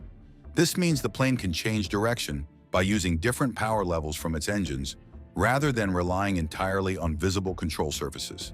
Engine thrust became crucial not just for forward movement, but also for controlling how the aircraft pitches up and down and rolls from side to side. The B-2 has 4 pairs of control surfaces along the back edge of its wings, and different surfaces work at different times depending on flight conditions. Most of these surfaces operate throughout normal flight, but the inner elevons typically only activate during slow-speed situations like landing approaches. During takeoff, all the elevons stay drooped downward until the aircraft reaches sufficient airspeed. This prevents damage from ground contact and helps create the proper nose-down attitude needed for a successful takeoff sequence. No longer content with ruling from the shadows, Mexico's cartels have taken a terrifying step forward. Deep in the mountains, a new kind of soldier is rising. Cartel-trained commandos armed like armies and sworn to crush the state itself. Armored convoys roll through the night, their insignias unseen, their orders deadly clear. Destroy the government. But who created them? And how did Mexico's criminal underworld build its own special forces? Join us as we uncover the secret war the cartels just launched to destroy the government and don't want the world to see. Mexico has reached a decisive turning point. The government has deployed an elite military strike force with one mission: to eliminate every cartel operating within its borders. It is, in every sense, a declaration of war, a sweeping campaign against some of the world's most powerful and violent criminal empires. Almost immediately, security analysts and former U.S. Special Forces veterans warned that such an operation could unleash consequences far worse than the problem it seeks to solve. For decades, Mexico's cartels have generated billions through drug trafficking, human smuggling, and arms sales. Those profits have allowed them to take deep root in the nation's political, economic, and social systems. They aren't isolated in jungles or deserts. They are embedded in communities, influencing local business, policing, and politics. This makes any simple military solution almost impossible. A vivid example of this reality came in 2019 during the Battle of Culiacan. On October 17th, Mexican Special Forces raided a safe house in the Tres Rios district to capture Ovidio Guzman, son of Joaquin El Chapo Guzman. The elite GAF unit secured Ovidio within minutes, a flawless success on paper. But within half an hour, chaos erupted. Encrypted messages triggered a rapid response. More than 700 armed sicarios flooded the streets with 50 caliber machine guns, rocket launchers, and armored trucks. Burning buses blocked roads, gunfire rained from rooftops, and smoke covered the city. Civilians fled as neighborhoods turned into battlefields. By late afternoon, government forces were surrounded. Intelligence later confirmed over 150 cartel vehicles had mobilized, a coordinated military-style counterattack facing civilian deaths and hostage crises. President Andrés Manuel López Obrador made the controversial call to release a video. The decision sparked outrage. Videos of burning streets spread across social media, and U.S. officials condemned it as a surrender. DEA data later linked the Sinaloa cartel to nearly 98% of the fentanyl entering the U.S. The release exposed the fragility of Mexico's security system and emboldened the cartels further. Cutting off a cartel's leader or income rarely destroys it. It splinters, creating smaller, more violent factions. Mexico's new campaign risks repeating that cycle, producing even more brutal groups than those it seeks to destroy. And history shows what happens next. When Mexico first declared war on the cartels in 2006, the response was swift and merciless. Assassinations, massacres, and years of bloodshed that claimed tens of thousands of lives. The lesson is clear. These organizations never surrender quietly. Officials have compared the new strategy to Plan Colombia, the U.S.-backed effort that dismantled the FARC insurgency. But the comparison fails. Colombia faces a single unified movement. Mexico faces more than 10 rival cartels, each with its own army, economy, and political ties. This isn't one war, it's many, overlapping and uncontrolled, more like a fractured mafia conflict than a traditional counterinsurgency. U.S. military analysts warn that Mexico's fight cannot resemble Iraq or Fallujah. This is not an enemy state. It's a neighbor and ally where every civilian death carries enormous political and moral cost. Yet despite the warnings, leaders on both sides hail the crackdown as a historic breakthrough. The truth may be far darker. It could become one of the bloodiest counterinsurgencies of the modern era, waged just beyond or even within America's borders. If Mexico's war is the powder keg, America's response could be the spark. As Mexican troops move through cartel strongholds, the United States has been waging its own shadow campaign, including mass deportations, fortified borders, and covert intelligence operations that blur the line between counterterrorism and counter-narcotics. This isn't about saving Mexico. It's about protecting American soil from fentanyl, heroin, meth, and human trafficking. Overdose deaths now claim hundreds of thousands of young Americans each year, silent casualties in a war few leaders openly name. That's why some in Washington want to label the cartels as terrorist organizations. Former President Donald Trump made that threat explicit, warning that any attack on U.S. personnel would trigger full military retaliation. "You hurt a border agent, you hurt a soldier," his border chief Tom Homan said. "The wrath of President Trump's going to come down." It wasn't bluster. It was a promise that America was ready to treat cartels like foreign terror groups. But that poses a dangerous paradox. Once America declares open war, it becomes part of a conflict that a single strike cannot end. History shows how cartels respond, with blood in the streets. A 2020 intelligence review revealed that cartels like Sinaloa and CJNG now possess arsenals rivaling small armies, grenade launchers, anti-tank weapons, and combat drones. Over the years, one analyst noted, they've built an arsenal that rivals small armies. These aren't street gangs. They are disciplined, well-funded forces operating just hours from U.S. cities. That reality has pushed U.S. agencies, DEA, FBI, ICE, and CIA, into deeper, riskier infiltration efforts across both countries. Lacking clear intelligence, U.S. authorities have turned to a blunt tool: mass deportation. ICE records show tens of thousands of suspected cartel affiliates have been rounded up and sent back to Mexico. The goal is simple: send the problem back. But the result is anything but simple. Deporting hardened criminals doesn't weaken the cartels, it feeds them. Even Tom Homan admitted that many deportees go straight back into cartel networks. In other words, the U.S. is removing violent offenders only for cartels to recruit them again. It's a cycle with no end. Washington presents it as a victory against organized crime, but in truth, it reinforces the same organizations it aims to destroy. Meanwhile, the southern border has become a militarized wall: steel barriers, razor wire, soldiers, and drones stretching across the frontier. Officially, the purpose is to stop illegal crossings. In reality, it's about cutting off cartel trade routes. For now, analysts say the plan is working, but starving the cartels of billions won't make them quit. It could drive them to retaliate. Experts warn that Mexico's chaos could soon cross into U.S. cities: San Antonio, Phoenix, San Diego. They fear the same car bombings and assassinations that scarred Mexico could reach American streets. Cartels already operate inside the U.S. through money laundering fronts and hidden distribution networks. If that pipeline is cut, those networks have both the motive and capacity to strike back. What politicians rarely admit is simple: America's war on the cartels has never been clean, contained, or new. For decades, the U.S. has shaped outcomes abroad, sometimes with success, often with heavy unintended consequences. Plan Colombia is proof. Washington poured more than $15 billion into a 20-year campaign to crush South America's cocaine trade. The FARC eventually laid down arms and entered politics. But the cocaine business didn't disappear. It adapted, shifting routes and methods to survive. That lesson wasn't lost on organized crime elsewhere. Mexico's cartels learned to evolve under pressure, adjusting faster than the forces sent to destroy them. The harder truth is uncomfortable. Sustained U.S. demand for drugs remains the single largest funding source for these organizations. As long as Americans keep buying, profits will keep flowing south.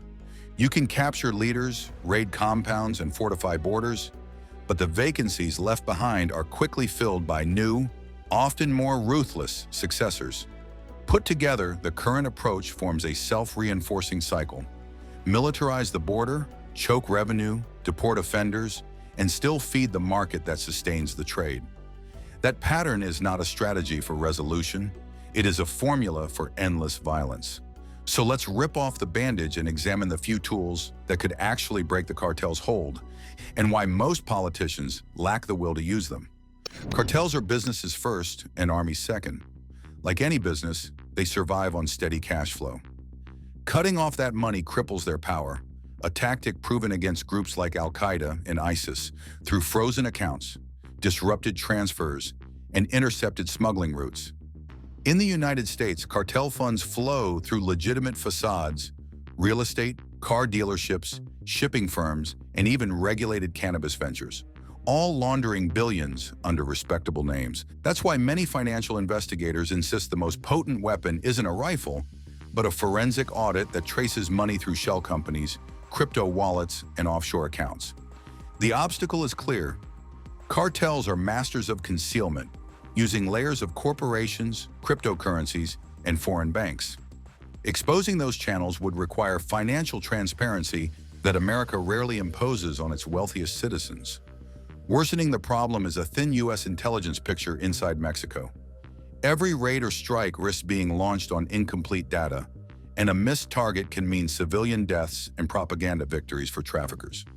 This reality has driven U.S. officials to push for extraditions, a tactic that removes kingpins from local reach and ends their influence behind prison walls. The capture and transfer of El Chapo Guzman proved its value, ending years of escapes and manipulation. However, extradition also stirs nationalist resentment in Mexico, which many see as a blow to sovereignty and a public humiliation. At the far edge of policy debate lies the unthinkable: Full-scale U.S. military escalation against Mexican cartels, drone strikes, marine deployments, and open warfare against groups designated as terrorists. In classified Pentagon simulations, this scenario has already been mapped out. Airstrikes on drug labs, naval blockades to choke supply routes, and special operations raids on cartel strongholds. On paper, it could work. The United States has the firepower to dismantle cartel networks within weeks. According to Global Firepower, the U.S. military fields about 1.3 million active duty personnel and nearly 800,000 reservists, with over 4 million draft-eligible citizens. If ever needed, its scale dwarfs any criminal organization on Earth. Yet Mexico's cartels are far from insignificant. Collectively, they employ roughly 175,000 people, making them, in effect, the nation's fifth largest employer. Across Latin America's 1.7 million prisoners, they recruit relentlessly, refilling their ranks from inside the prison system. The process is slow but steady, ensuring resilience under pressure. But military strength alone does not guarantee victory. The cartel's greatest weapon isn't manpower or machinery, it's fear. In 2012, 80% of Mexicans supported military action against the cartels. By 2023, that confidence had collapsed. Surveys by Border Report found that in cartel-dominated cities like Juarez and Mexicali, 70% of adults felt unsafe in their own homes. In Reynosa, fear reached 83%, and in Zacatecas, where bodies hang from bridges and fill abandoned vehicles, 92% of residents said they lived in fear. That fear sustains cartel power. Communities often know where criminals operate but stay silent. The threat of abduction or death keeps civilians obedient and shields cartel activity from exposure. For that reason, the U.S. cannot simply storm Mexican cities. Cartel fighters blend seamlessly into civilian populations, turning urban warfare into a humanitarian nightmare. Any intervention must therefore be surgical, guided by precision intelligence and careful movement through densely populated zones. Although Mexico technically allows civilian gun ownership, all legal sales occur through a single military-run gun store in Mexico City. This means cartels arm themselves almost entirely through smuggling. By 2009, authorities had seized more than 4,400 modified rifles, many converted to automatic fire. Tens of thousands more remained in circulation, mostly AR-15 and AK-47s, traced back to the United States. More troubling is the flow of heavier weapons. Evidence shows guided anti-armor systems like javelins, stingers, and AT-4s entering cartel hands through illicit transfers and black market diversions.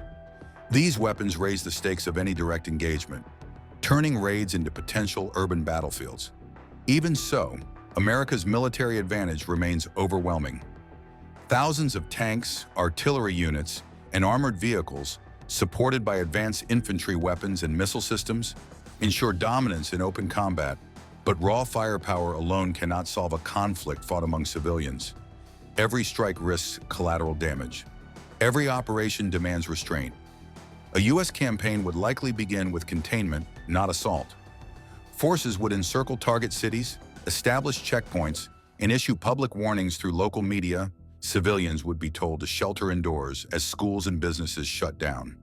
Only after intelligence verification and evacuation would armored convoys advance, block by block, isolating cartel zones and dismantling strongholds with minimal civilian harm. Intelligence drives every step. Drones, satellites, and local informants pinpoint high-value targets, guiding troops through narrow streets where cartel gunmen fight from rooftops and alleys. Clashes are fast and violent, AR-15s and AK-47s against M4s and armored support.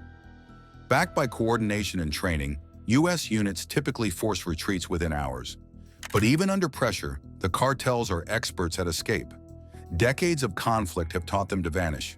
Smuggling tunnels once used for drugs now double as evacuation routes. In 2022, a 1,700-foot tunnel running from Tijuana to a warehouse in San Diego was discovered, 61 feet underground and fitted with a rail system. El Chapo's famous prison escape used the same method. Countless similar tunnels likely crisscross Mexico, providing quick escape routes and hidden logistics. To counter this, joint U.S.-Mexican forces rely on combined intelligence, sealing exits, deploying sensors, and launching rapid follow-up raids. Even partial successes matter. Each operation scatters personnel, seizes weapons, and fractures the chain of command. The lesson is clear. Dismantling the cartels does not require total war. Cutting off resources, restricting mobility, and breaking communications can cripple them without citywide destruction. At sea, the cartel's empire stretches far beyond Mexico's shores, as Rear Admiral Christopher Tomey of the U.S. Coast Guard revealed in 2015, over 95% of drugs entering the United States travel by water. They use cargo ships, yachts, fishing boats, and even handmade fiberglass and wooden submarines. Stealthy but fragile. Here, U.S. dominance is absolute. The Navy's 440 warships, including 11 aircraft carriers, 9 helicopter carriers, and 81 destroyers, ensure unmatched power. Projection cartels possess no weapon capable of threatening them. Supporting the fleet are 70 submarines and dozens of corvettes capable of erasing cartel submersibles with a single strike. The real challenge is not combat but detection. Smugglers often hide contraband aboard legitimate cargo vessels, making identification difficult. The U.S. Navy responds with layered blockades, one in the Gulf of Mexico, another in the Pacific, and a third near the Yucatan Channel. These maritime operations synchronize with ground offensives, closing every known route. In the air, cartels rely solely on logistics. Between 2006 and 2015, authorities seized nearly 600 planes and helicopters linked to the Sinaloa cartel. Thousands of clandestine airstrips, many hidden deep in forests or deserts, support these flights. Their aircraft, mostly Cessnas and Gulfstreams, move drugs and cash but cannot fight. The United States, however, commands around 13,000 aircraft, including 1,800 fighters, 900 attack jets, and thousands of transport planes and helicopters. This ensures total air superiority. Yet Washington exercises restraint, focusing on neutralizing airstrips and isolating smuggling routes rather than bombing populated zones. Recent surveillance operations have intensified these efforts. Once a hidden landing strip or trafficking route is confirmed, it is swiftly destroyed, cutting off critical corridors the cartels rely on, combined with tighter airport inspections and scrutiny of private aircraft. This campaign has effectively grounded much of the cartel air fleet. Smugglers now depend on a handful of helicopters, none capable of matching U.S. reach or sophistication. The balance of power now tilts decisively toward the United States. Even while limiting its full capabilities to protect civilians, America has struck cartel strongholds, imposed a naval blockade, and secured near total control of Mexican airspace. Yet the cartel's resilience comes from something deeper than weapons and money. Estimates of cartel revenue vary. In 2019, Senator David Perdue described the drug trade as a multi-billion-dollar empire, possibly worth $500 billion. Larger than Walmart. Other reports place annual earnings between $6 and $29 billion. Homeland Security estimated that in 2021 alone, cartels made about $13 billion from human trafficking and smuggling. While far below the U.S. defense budget, these sums are enough to buy loyalty, fund weapons, and sustain operations. This financial power explains America's naval blockade. With 95% of cartel drugs shipped by sea, closing ports chokes their main revenue stream. The remaining cash reserves become finite, limiting their ability to bribe, rearm, or expand. Simultaneously, U.S. intelligence targets drug labs and production hubs, dismantling the infrastructure that fuels their economy. Disrupting outside supply chains also weakens them. Around 90% of cocaine entering the U.S. originates in Colombia before crossing Mexican territory. By tightening naval patrols in the South Pacific and checkpoints in Central America, Washington aims to starve the cartels of revenue and force internal fractures. And those fractures may prove decisive. Mexico's criminal underworld is not united. It's divided into at least 10 major groups, including Sinaloa, Jalisco New Generation, the Gulf Cartel, and Juarez. Constant infighting over territory and leadership prevents any unified resistance. As U.S. pressure mounts, that fragmentation becomes fatal. Disconnected factions struggle to coordinate, and rival bosses turn on each other in chaos. Eventually, internal disorganization and external force combine to destroy what fear and money once held together. The Mexican cartels have built an army of their own, fitted with armored trucks, heavy machine guns, and even military-grade weapons, but still doesn't stand a chance against America's flying tank, the A-10 Warthog. This jet was born for battlefields where survival is nearly impossible, yet it always comes back. Could cartel firepower even scratch it, or would it be crushed in seconds? Join us as we find out what happens when Mexican cartels challenge the A-10 Warthog. The answer will leave you stunned. For years, Mexican cartels were treated as criminal gangs, but over time, their firepower has grown into something far larger. Today, many of these groups operate more like paramilitary forces. They rule large areas with convoys of trucks, powerful guns and explosives, strong enough to compete with real armies. This did not happen overnight. It took many years, built on smuggling, outside connections, and easy access to black markets full of leftover military weapons. Ordinary pickup trucks have been turned into battlefield machines. Soldiers often call them technicals. Cartels reinforce these vehicles with steel plates and bullet-resistant glass, then mount them with powerful belt-fed weapons. Some carry .50 caliber machine guns, strong enough to rip through light armor or even damage helicopters flying close to the ground. Others carry grenade launchers or improvised rocket systems strapped onto the flatbed. When several of these vehicles move together in a convoy, they can overwhelm local police forces and even hold their ground against Mexico's army in open combat. Their weapon supplies go beyond small arms. Smuggling routes provide access to rifles and explosives built for war zones. Cartels have been seen using M60 machine guns, Barrett .50 caliber sniper rifles, and RPG-7 rocket launchers. These are not weapons meant for back alley shootouts. They are designed for the battlefield. They can pierce armored vehicles, bring down aircraft, or stop advancing troops. In terms of raw firepower, a well-armed cartel group can reach the level of a military infantry squad, at least on paper. The way they organize themselves makes them even more dangerous. In big battles, cartels send out long lines of vehicles moving together in an organized way. They use radios to plan attacks, fly drones to watch from above, and block roads the same way soldiers do. Some groups even mount anti-aircraft guns on trucks, firing thousands of bullets in a minute. With tactics like these, it's hard to tell the difference between a cartel and a real army. For cartel leaders, these weapons are not just for protection, it is about control. Heavy weapons keep smuggling routes open, protect shipments, and strike fear into rivals. These convoys act like moving fortresses, showing force and reminding local police they stand no chance. In places where the government is weak, this kind of military power makes cartels seem impossible to defeat. But even with all this, their power is not without limits. While their weapons are deadly against police or lightly equipped soldiers, they are not built to withstand modern air power. Most of their firepower is effective only at close to medium range. None of it can stop an aircraft designed to fly low, absorb heavy fire, and strike with precision from the sky.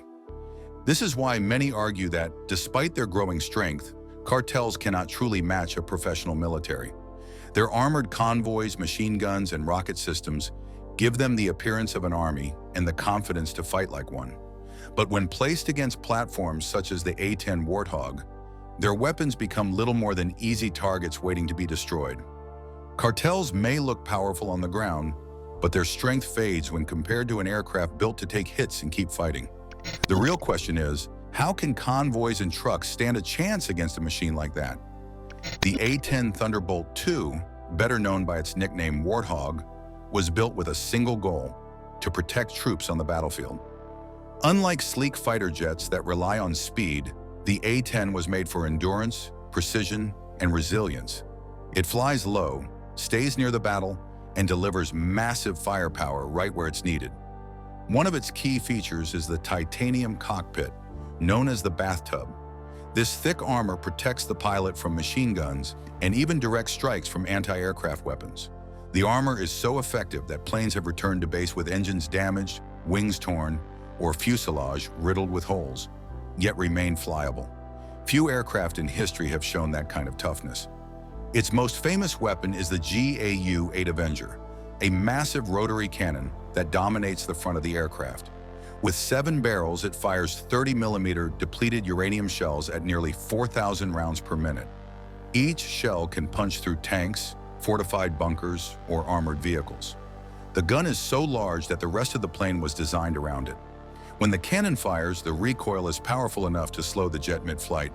But the Warthog is not limited to its gun. It can carry a wide range of weapons on its wings, including guided bombs, Maverick missiles, and rocket pods. This mix gives it the ability to take out tanks, artillery, supply depots, and convoys with pinpoint accuracy. More importantly, the A-10 can circle over battlefields for hours, ready to respond the moment ground forces need support. Fast jets pass overhead in seconds. The Warthog stays until the mission is finished. Against cartel firepower, machine guns, RPGs, or improvised technicals, the A-10's design is on another level. In Iraq and Afghanistan, it faced Soviet-built tanks, fortified compounds, and insurgent groups armed with heavy weapons. Even convoys with anti-aircraft guns could not stop it. The Warthog was created during the Cold War to destroy massed waves of Soviet tanks in Europe, so cartel arsenals seem small by comparison. Its survival features also set it apart. The twin engines sit high above the fuselage, keeping them away from ground fire and debris. They are built to keep running even when damaged, and at low power, they are quiet enough to make tracking difficult. Its wide wings give it strong lift, allowing it to fly low and slow while staying steady enough to hit targets accurately. The A-10 is also known for reliability. It has backup controls so pilots can keep flying even if hydraulics fail. Its fuel tanks conceal when hit, lowering the risk of fire or explosion. Tough landing gear lets it take off and land on rough airstrips near combat zones. The Warthog is respected for what it can do, not how it looks. Since its first flight in the 1970s, it has proven itself in every major conflict. Decades later, it remains unmatched in the role it was created for. Against ground units without advanced air defenses, the A-10 is devastating. Its mix of armor, endurance, and firepower explains why soldiers trust it and why enemies on the ground dread the sound of it overhead. The A-10 was built to survive the toughest battlefields, but toughness alone is not what makes it feared. Its true reputation comes from the moment it fires its main weapon. So what makes this gun so legendary? At the heart of the Warthog's strength is the GAU-8 Avenger cannon. This huge gun is what makes the plane so deadly. Unlike the smaller weapons carried by most jets, the Avenger was built for one job: smashing tanks, breaking bunkers, and wiping out convoys in seconds. With 7 spinning barrels, it fires 30mm rounds that strike with massive force. Each shell weighs nearly a pound and is designed to pierce through heavy armor. Fired in sustained bursts, the cannon spits out close to 4,000 rounds in a minute. The result is devastating. Steel, concrete, and reinforced vehicles crumble on impact. This is not a weapon meant to pin enemies down. It is meant to erase them. The gun sits directly under the plane's nose, lined up with the fuselage for accuracy. This placement makes the A-10 stable while firing. The recoil is so intense that it slows the aircraft slightly every time the trigger is pulled. Yet the Warthog was built to handle this kickback. The gun and plane are not separate tools. They function together as a single system. In combat, the Avenger has shown its effectiveness across different terrains. In deserts, it rips apart convoys moving supplies. In the mountains, the Warthog can hit hidden enemy positions with accuracy that normal artillery cannot. Its shells move so fast that they reach the target almost at once. Against tanks and armored vehicles, the heavy rounds break through defenses that smaller weapons cannot touch. The sound of the cannon has also become part of its legend. Soldiers often describe the deep roar as frightening for the enemy, but comforting for those it protects. That noise comes from the sheer number of shells being fired, each strong enough to damage or destroy a vehicle. Behind the gun is a giant drum stored inside the plane's body. It holds over 1,000 shells, allowing the Warthog to make several attack runs before needing to reload. A simple system feeds the shells into the gun and returns the empty cases back into the drum, keeping the plane balanced and steady even during heavy combat. Cartel convoys or fortified hideouts would stand little chance against such firepower. Makeshift armor bolted onto trucks cannot withstand the impact of a 30mm depleted uranium round. Where rifles or rocket-propelled grenades might damage a vehicle, the Avenger leaves it in ruins. For this reason, militaries trust the A-10 to tackle threats that ground troops cannot handle safely. During campaigns in Iraq and Afghanistan, the cannon proved its worth time and again. It was used against insurgents hiding in cities and villages, where precision mattered. The A-10 does not need to drop bombs that destroy everything around. It can go after enemy fighters directly, hitting hard without causing massive damage to the area. That mix of accuracy and devastation is what makes the Avenger stand apart from any other aircraft cannon in service. While the A-10 can carry guided bombs and missiles, it often does not need them. The cannon is strong enough to control the fight on its own. Entire armored columns, once thought to be the backbone of ground warfare, became vulnerable when faced with the Warthog. For any enemy relying on vehicles or fortified positions, the Avenger turns the battlefield into a death trap. Every design decision on the A-10 traces back to this gun. The armor, the engines, even the shape of the wings were all engineered to support the cannon. The Avenger is not just a weapon added to the jet, it is the reason the plane was built. This mix of gun and aircraft makes the Warthog one of the most feared planes in the world, able to wipe out ground targets in seconds. The A-10's cannon was built to tear through anything on the ground, but its real test came in wars where threats often hid in plain sight. How would the Warthog prove itself when the danger was not always visible? In Iraq and Afghanistan, battles were not fought in wide-open fields. They happened in busy cities, steep mountains, and huge deserts where enemies hid and attacked by surprise. These tough conditions tested the Warthog in ways training never could. What set the plane apart was its skill to fly low and keep fighting. Sleek fighter jets had speed, but that speed often worked against them when targets were small, hidden, or moving in tight spaces. In contrast, the A-10's wide wings let it fly slowly without stalling, giving pilots time to circle, watch, and wait. Soldiers on the ground valued this loiter time because it meant they had cover overhead even during sudden ambushes in difficult terrain. The threats were constant.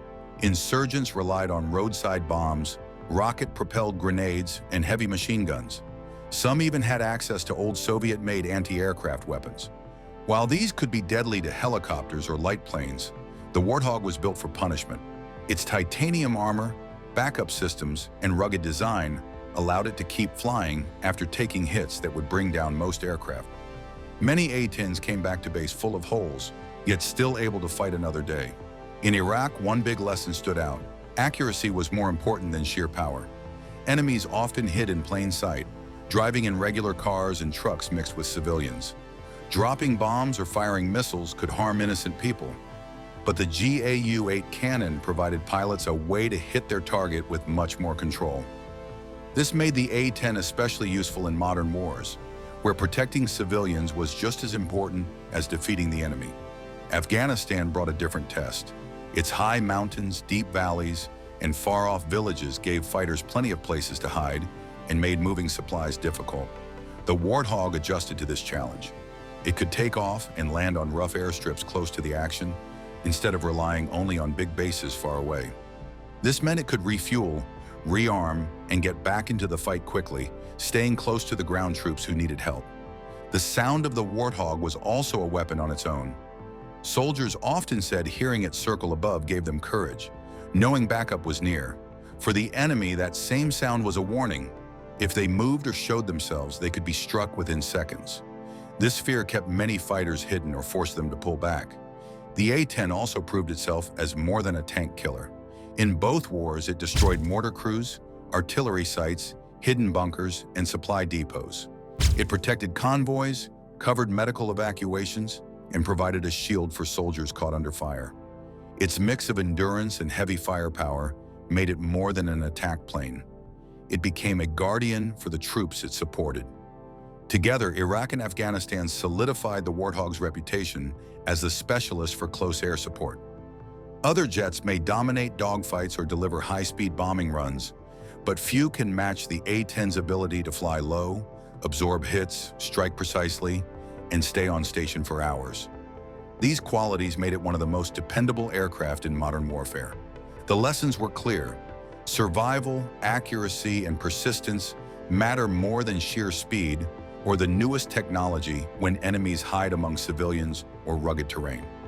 The experience from these two wars showed why the A-10, despite its age, remains one of the most effective tools against heavily armed forces on the ground, no matter where the fight takes place. In Iraq and Afghanistan, the A-10 proved itself against trained fighters. That raises the question, what chance would a cartel convoy have? The Warthog was originally designed to wipe out Soviet tank columns during the Cold War.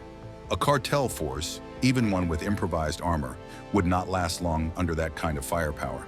The GAU-8 Avenger cannon fires close to 4,000 rounds a minute, and each one can punch through thick steel. A line of trucks, pickups, or reinforced SUVs would be reduced to burning wreckage in seconds. Cartels often imitate military tactics. They weld steel plates onto vehicles, mount heavy weapons in truck beds, and travel in convoys meant to intimidate rivals. These tactics can overwhelm police units or even Mexican army patrols, but against the A-10, they would mean nothing. Vehicles that look threatening on the ground are easy targets from above. The Warthog can spot them, engage them, and destroy dozens in a single pass. Unlike fast jets, the A-10 is built to fly low, linger over the battlefield, and keep attacking until the job is done. That persistence was what made it so effective in Iraq and Afghanistan. Cartel groups, no matter how heavily armed, cannot counter that kind of pressure. Rockets, mortars, or rifles are no match for titanium armor and backup systems designed to survive direct hits from enemy tanks. This leads to a sensitive political issue. In recent years, Washington has debated whether the U.S. military should take direct action against cartels. Reports have shown that former President Donald Trump even signed a secret order telling the Pentagon to prepare for possible operations. Around the same time, cartels were officially labeled as foreign terrorist organizations, raising the possibility of military strikes at sea or on land. Mexico's government pushed back quickly. Officials stated that no American troops or aircraft would ever cross into Mexican territory. President Claudia Sheinbaum made it clear that cooperation would continue, but invasion was not on the table. Mexico stressed its sovereignty and flatly refused to allow foreign forces to operate on its soil. That meant that while intelligence sharing and border operations would move forward, the A-10 would never be used in official missions inside Mexico. This response highlights more than politics.